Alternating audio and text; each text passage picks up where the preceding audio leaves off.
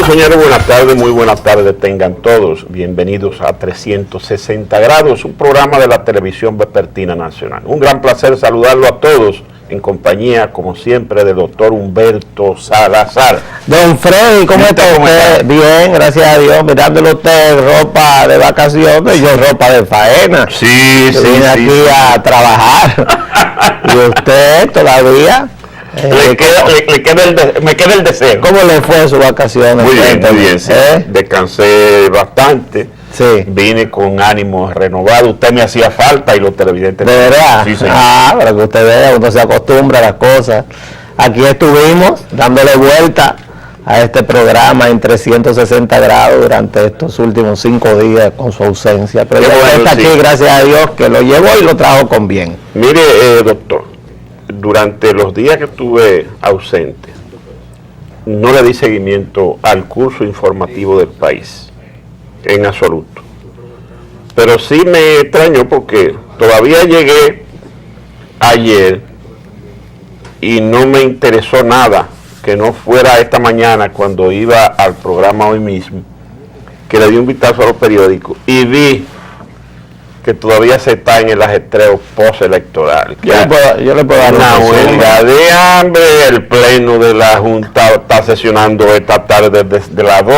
¿Usted quiere que yo le dé un resumen en 30 segundos para ya así pasar a otro tema? Sí, porque sí. Ya imagínese. Mire, David lo ganó con el 62%. Ya está haciendo visitas sorpresa. Ya se sabe quiénes son los diputados y los senadores.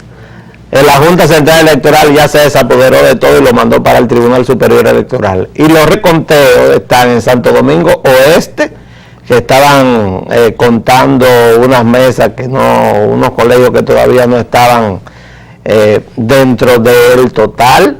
Hubo un error en la impresión de una boleta y ya. Y lo que estaba en huelga de hambre la dejaron hoy a las 11 de la mañana. Resumen definido, don Freddy. Y ahí se acabó. Okay. Se acabó el proceso electoral dominicano. Hasta ahí llegamos. Entonces, ¿por qué esa sesión especial de la Junta?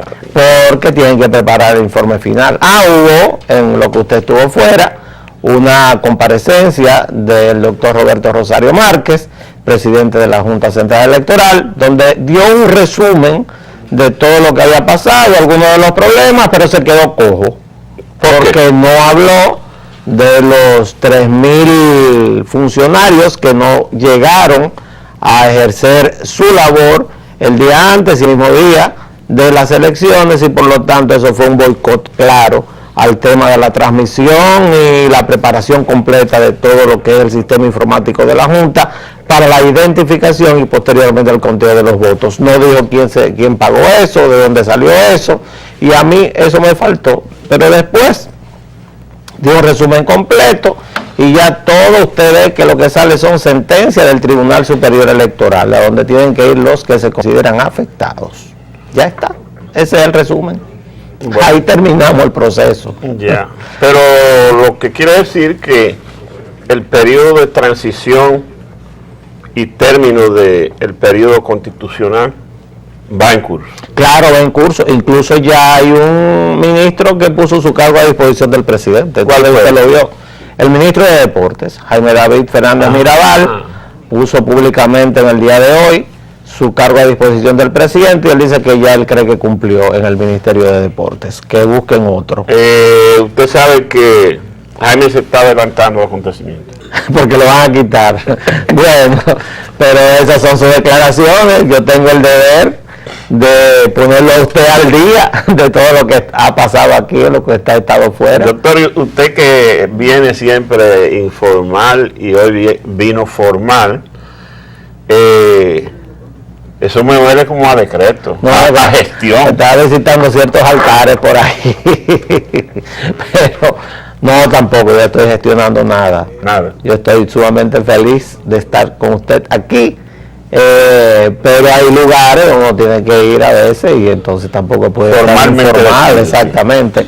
El programa a las 4 se presta mucho a la informalidad, esa es la verdad, sí. Esta hora, ¿verdad que sí?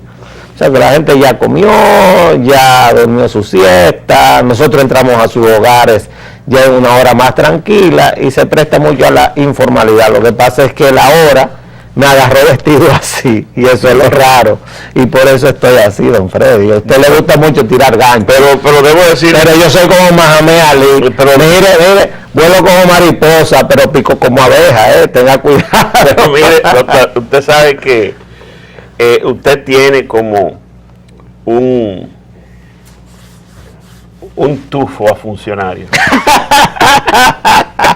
Oye, ¿Qué va, don Freddy? usted huele a gobierno. Bueno, imagínese, desde que yo comencé a hacer política en el 85, ¿usted sabe cuántas elecciones yo he perdido? Una, la de Danilo en el año 2000. Después yo he ganado todas. Okay. Funcionario público, solamente en los gobiernos de Leonel y de Danilo Medina, nada más. Lo otro, funcionario privado. Todo eso depende de los presidentes de la República, don Freddy. De todas maneras, doctor, la gente yo sé que está esperando porque el pueblo dominicano es muy interesado en conocer los hechos locales y los internacionales. Y está interesado en conocer los resultados finales del proceso de las elecciones presidenciales celebradas ayer domingo, día 5 de junio, en Perú, donde dos candidatos, ambos de derecha, se medían, la señora Keiko Fujimori y Pedro Pablo Kuczynski.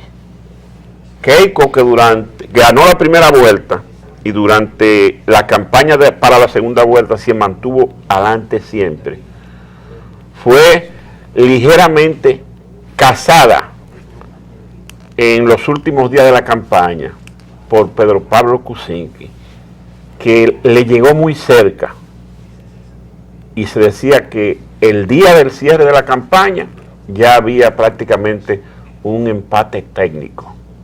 Y las encuestas, mire, son hechas al dedillo, a la medida de lo que va a ocurrir.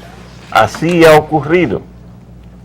¿Usted tiene detalles nuevos? Sí, claro, yo tengo aquí abierto en la primera plana del periódico El Comercio, que es el principal periódico peruano, donde ya con un 91.01% de las actas computadas y contabilizadas, Kuczynski tiene el 50.32% de los votos. Sí. Keiko Fujimori el 49.68%. En términos reales, la diferencia es alrededor de 120.000 votos, 8.200.000 uno, 8.100.000 otro. Pero ya con el 91% de los votos solamente falta el 9% para ser integrados a lo que es que también es un boletín provisional. O sea, esto no es lo definitivo, aunque ya esto es el conteo, no encuestas. Lo que ya dice es que hay una tendencia irreversible a favor del PPK, de Kuczynski, y que Keiko vuelve a perder las elecciones. Que sería la segunda vez que Keiko Fujimori pierde las elecciones. Pedro Pablo Kuczynski ganó por muy poquito el derecho a disputarle a la Fujimori lo que es la segunda vuelta electoral. Ahora, lo que a mí me llama la atención es que este electorado está dividido mitad por mitad. Si va a ser un gobierno, quien sea que gane, porque parece que hay alguna posibilidad todavía de que la Fujimori rebase algunos puntos, pero quien sea que gane va a tener medio pueblo a favor y medio pueblo en contra. Bueno, el que lo lleva más difícil es Kuczynski, porque el partido de Keiko Fujimori tiene las 2/3 partes del Congreso. Se eligieron los miembros del Congreso, es unicameral en Perú, sí, en la primera vuelta electoral, y las 2/3 partes se fueron al partido de Keiko Fujimori o la familia Fujimori, porque está su hermana, su hermano, que incluso tiene una posición aún más radical. Sí. Lo que sí llama la atención es que Perú sigue dividido entre el fujimorismo y el antifujimorismo. Sí, mire, pero es un caso interesante el de Pedro Pablo Kuczynski, que es un tecnócrata, con mucha experiencia en la administración pública allá en Perú.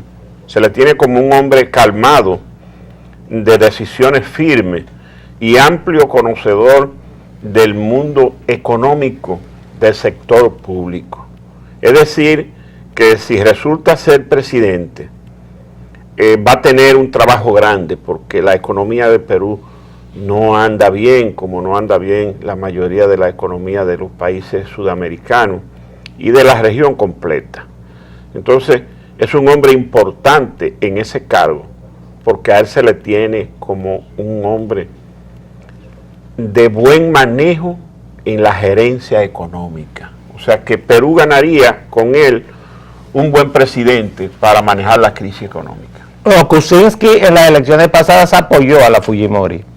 Estamos hablando de personas de la misma tendencia económica, prácticamente defensores del neoliberalismo, sí, del liberalismo económico, los dos. Los dos fueron juntos a la segunda vuelta electoral en las elecciones de hace 4 años, que ganó Ollanta Humala, que era uno de los que pertenecía al ala de izquierda de Sudamérica, y con la ganancia de cualquiera de los dos, de Fujimori o de Kuczynski. Kuczynski ha vivido por mucho tiempo fuera del Perú, fue funcionario del gobierno de Alejandro Toledo, fue funcionario incluso del gobierno de Fernando Belaúnde Terry. 2 veces ha sido ministro. Y cuando fue derrocado tuvo que asilarse, cuando los militares tomaron el poder en Perú.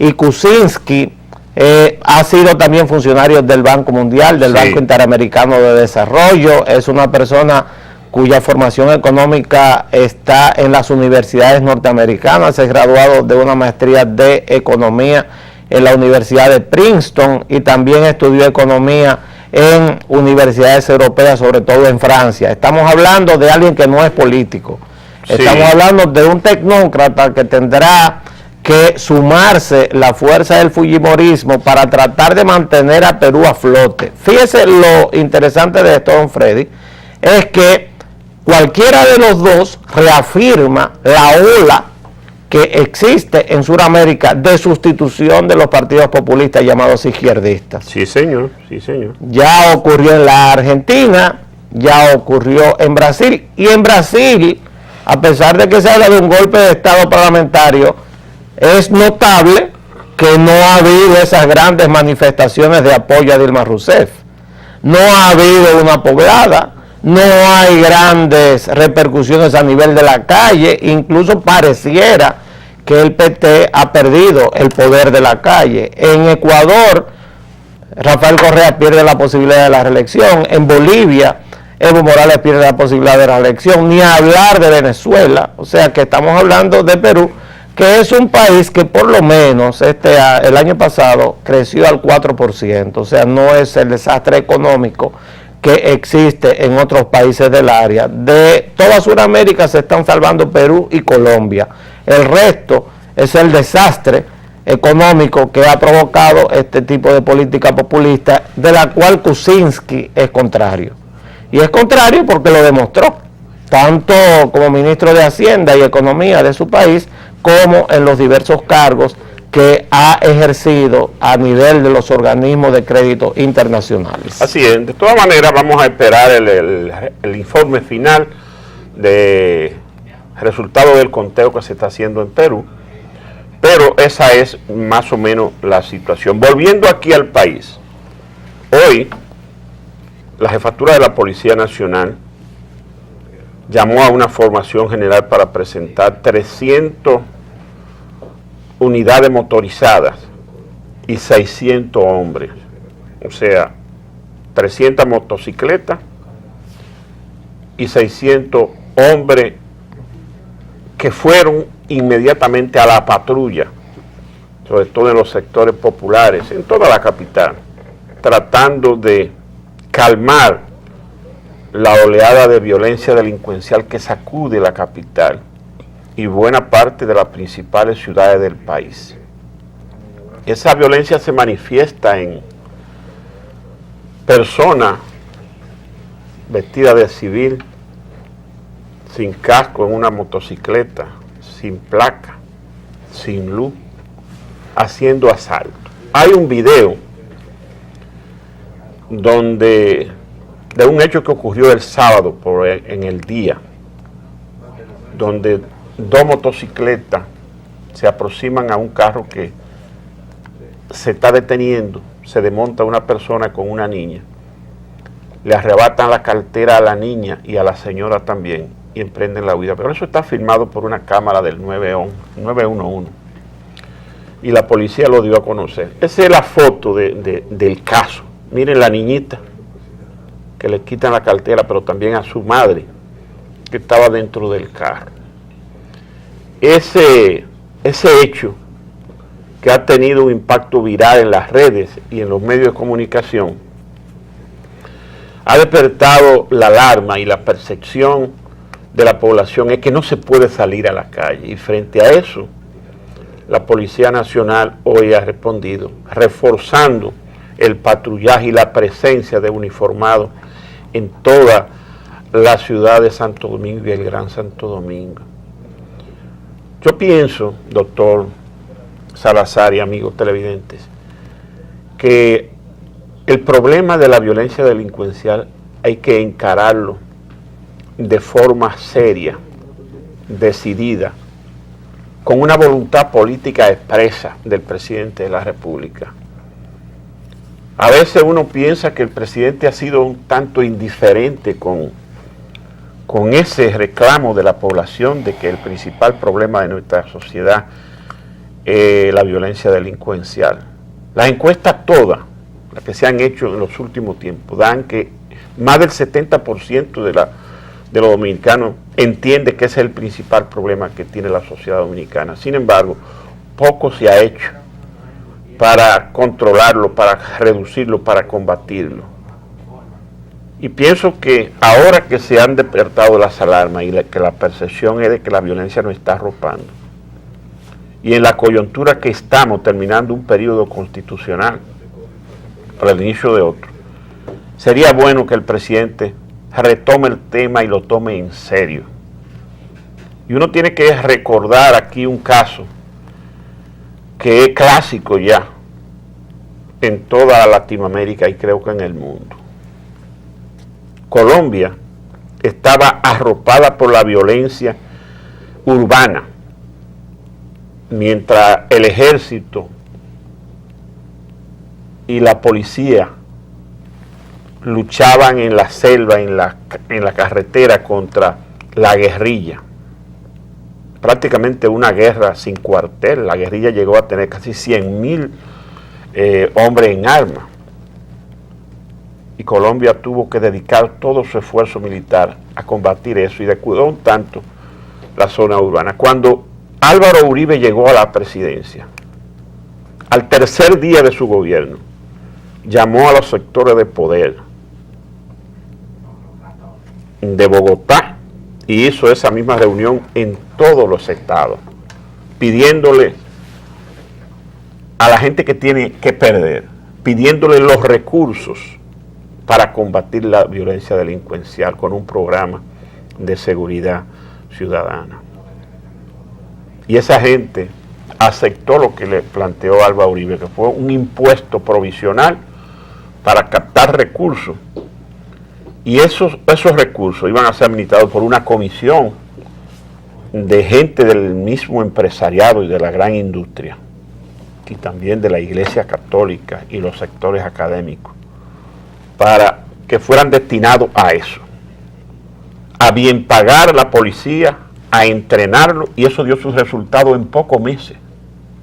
Yo pienso que ese ejemplo debe retomarlo el presidente Danilo Medina y llamar a esos sectores, reunirse con ellos y plantear un programa serio, con una voluntad política de hierro, para darle la gran batalla a esa delincuencia, que anda ahí y se pasean.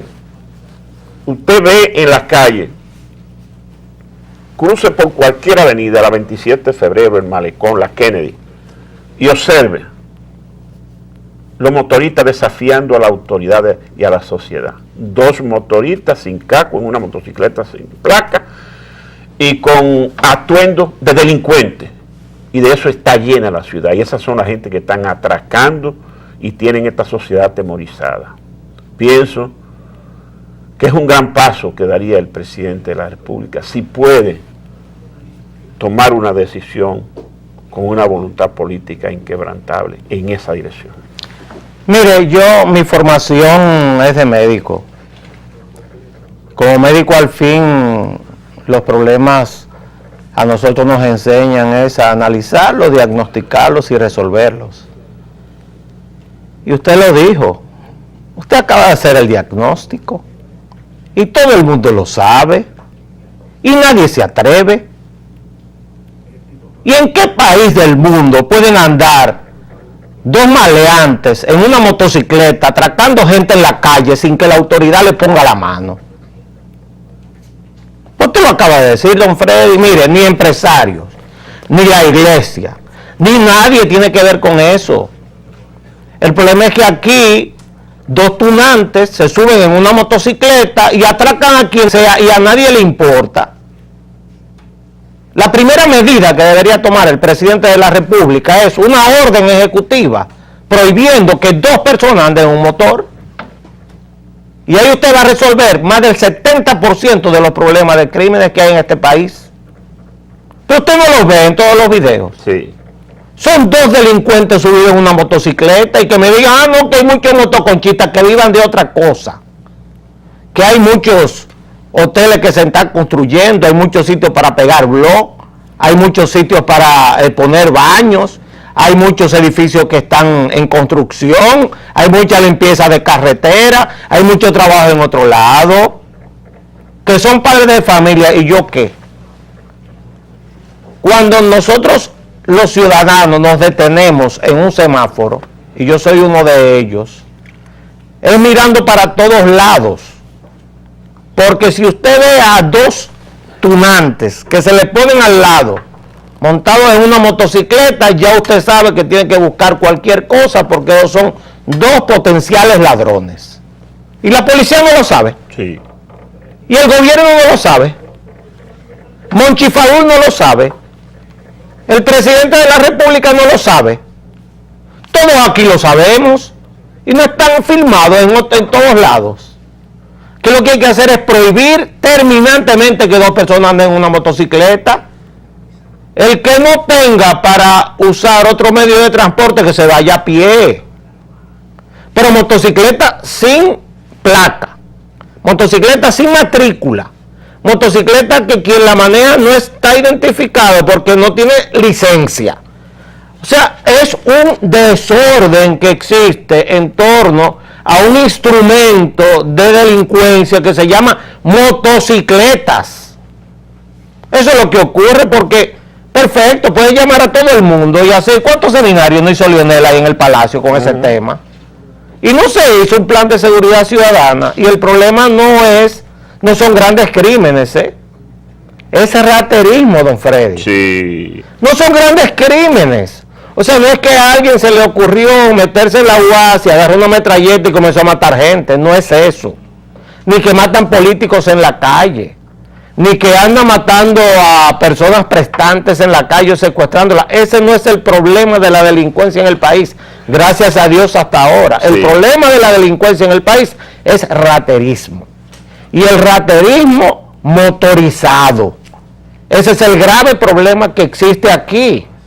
Entonces, si todos lo sabemos y ya no hay elecciones, hasta dentro de 4 años no se va a votar, ¿cuál es el problema para que se prohíba que aquí dos personas anden en una motocicleta? ¿Cuál es el problema? ¿Qué es lo que lo impide? Cuando todos sabemos que aquí hay empresas que importan motocicletas por piezas desarmadas y ni siquiera tienen un chasis donde usted identificarla. Ni siquiera eso. Eso es un desorden lo que existe ahí. Un gran desorden. 800, 900 mil motocicletas con gente parada, porque yo lo he visto. Y yo me lo veo. Una vez yo fui a la Ciénaga, por allá cerca de Enriquillo, a inaugurar una unidad de atención primaria, hace unos años. Óigame, y yo cuando encuentro a las 12 del día, como 15 individuos abajo de una sombra, eso es un campo. ¿Y qué hace esta gente aquí? Esos son los motoconchistas del pueblo. Digo, pero aquí son 2 calles. Ah, no, pero eso es que ellos trabajan. No, es que no puede ser así. El problema principal, lo dijo Freddy Sandoval aquí, ahora mismo, ese es el diagnóstico, y yo como médico reacciono como médico. Cuando a mí me hablan de que un paciente tiene un cáncer y hay que operarlo, o usted lo opera o se muere. Sí, señor. Se lo saca o se muere. En el caso del raterismo en la República, principalmente en la capital y Santiago, el problema es los tipos que se encaraman en una motocicleta a atracar. Y usted los ve en la calle, y yo también, y siempre he dicho que hay aquel que se me cruza en el medio porque me lo llevo. Hace un ratito venía yo pensando en eso, que vi dos por mi casa, donde a una de las vecinas mías, en la esquina, la pararon, deme todo lo que usted tiene, y el celular, y deme no sé qué cosa, y hasta el anillo le querían también arrancar el dedo. ¿Qué? Dos tipos en una motocicleta. Presidente, prohíba el tema de las motocicletas, sí, y usted verá cómo baja el 70% del raterismo en la capital y en Santiago. Sí, usted lo va a ver. Sí, señor. Usted lo va a ver. Pero hay que tomar medidas de verdad. No, ya no quiero. Usted sabe que una vez, Guarocuya Félix, el director de Impuestos Internos, que es muy amigo mío, sí. decía él, Humberto, es que nosotros somos el gobierno de los mecánicos y los curas. Y le digo yo, pero ¿y por qué tú dices eso, Guarocuya? Y dice, porque nosotros todo es seminarios y talleres. Seminarios y talleres. A esto no necesita ningún seminario ni ningún taller. Sí. Esto lo que necesita es una orden. ¡Pa! Nadie puede andar dos personas en una motocicleta hasta que esto no se regularice. Y si no se regulariza, está prohibido. Oh, pero usted sabe que yo estuve en África una vez. Y en Ruanda, que es un país como Haití, donde la gente muere a los 37, 38 años, el motoconchismo existe y está mucho más organizado que aquí. Vaya usted a ver. Mucho más organizado que aquí. Yo decía, pero que yo tengo la foto por ahí. Digo, pero que esto no es posible. O sea, esto es el centro de África. Mire, en Colombia, entre las medidas que dispuso el presidente Uribe en ese plan de seguridad, está lo de la motocicleta. Claro. ¿Qué se decidió en Colombia? Que toda persona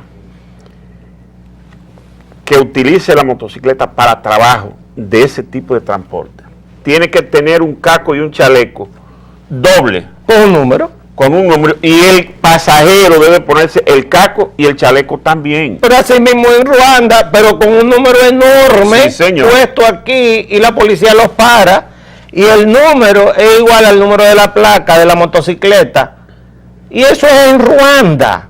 O sea, en Ruanda ya donde los Tutsis se mataron con los Hutus y hubo más de 1 millón de muertos a machetazos. O sea, un país salvaje. Pero aquí no, aquí somos más salvajes todavía. Mire, doctor, recientemente venía del Cibao Central y para encontrarme con un amigo ahí en Villa Altagracia, abandoné la autopista. Ay, tremendo error. Y entré al pobladito. Un graso error. En el pobladito me encuentro con un semáforo. Y justamente llegué de primero al semáforo ahí. Y en poco tiempo había un enjambre de motocicletas de no menos 50, 60, quizá más. Arroparon el vehículo atrás, adelante, en el medio de todo. Entonces yo me puse con la persona que venía a decir, miren la característica de estos motocicletas. Son pocos los que tienen placa. Claro. Ninguno, había uno con casco. Uno con casco. De 50 o 60, uno con el casco, pero la mayoría no tenía placa. Entonces ese es un desafío a la autoridad. Y aquí, cuando se instaló el gobierno del presidente Danilo Medina, hace 4 años, ese fue uno de los primeros programas que se anunció. Y recuerdo que el director de la AME era el general Brown. Lo recuerdo como ahora. Y Brown dio una rueda de prensa para decir que por orden expresa del presidente se iba a comenzar la organización de la motocicleta. Pero que yo participé en una reunión en el Palacio con ese tema, sí, con el general Brown. Y que había un acuerdo entre la DGI, la policía y no sé qué otra institución para resolver eso, y que en 3 meses eso estaba resuelto a principio del gobierno. El gobierno está terminando, le quedan días para cumplir el periodo constitucional y ese problema se ha ido agravando cada vez más. Entonces, uno ve el problema y tal como usted dice, el diagnóstico está hecho, es visible. El problema está identificado y se sabe lo que hay que hacer, pero las autoridades no se atreven. No, nadie se atreve.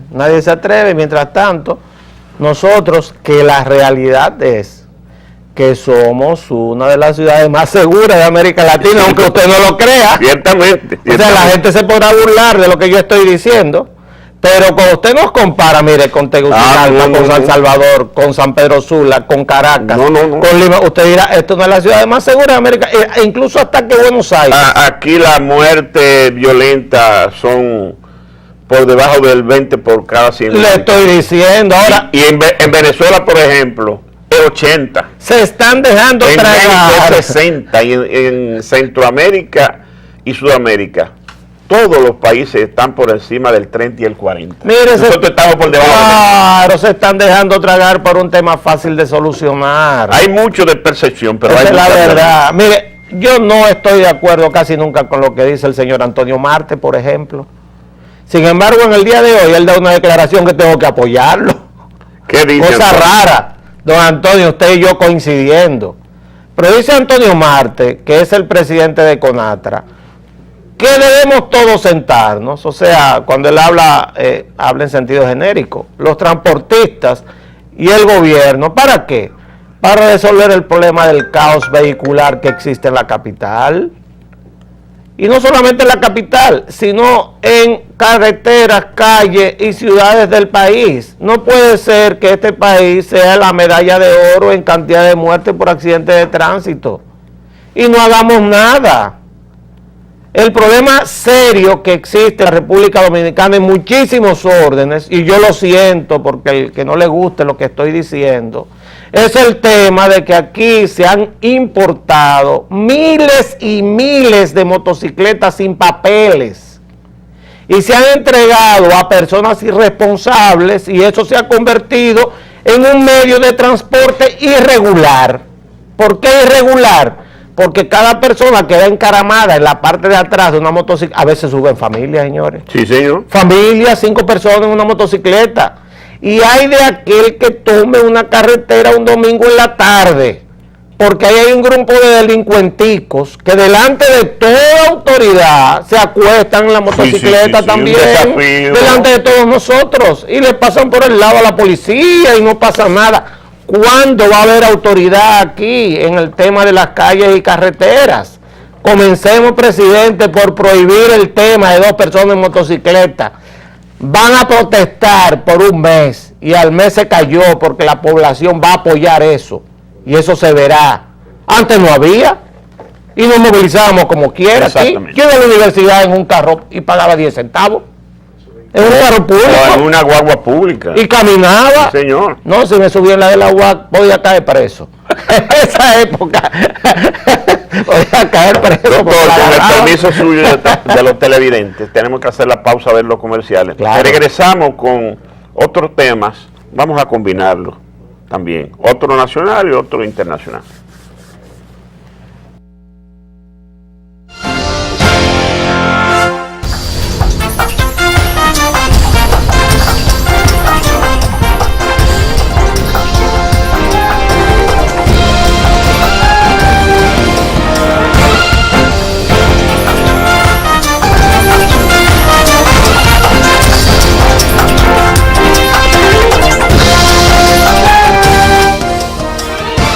En el día de mañana llegamos a la culminación prácticamente de lo que es el largo proceso de primarias, tanto del Partido Republicano como del Partido Demócrata en los Estados Unidos. En el Partido Republicano ya la situación está decidida, Donald Trump será el candidato republicano. Sin embargo, en el Partido Demócrata todavía queda colita, como digo yo. Hillary Clinton, con los resultados que ganó durante este fin de semana, sábado y domingo, se votó en Islas Vírgenes y en Puerto Rico. Ya tiene 2.360 delegados electos por elección popular y los 548 llamados superdelegados. Eso le da una mayoría que ya prácticamente es la mitad más uno de los delegados necesarios. En el día de mañana votarán 7 estados, hay 2 de ellos sumamente importantes.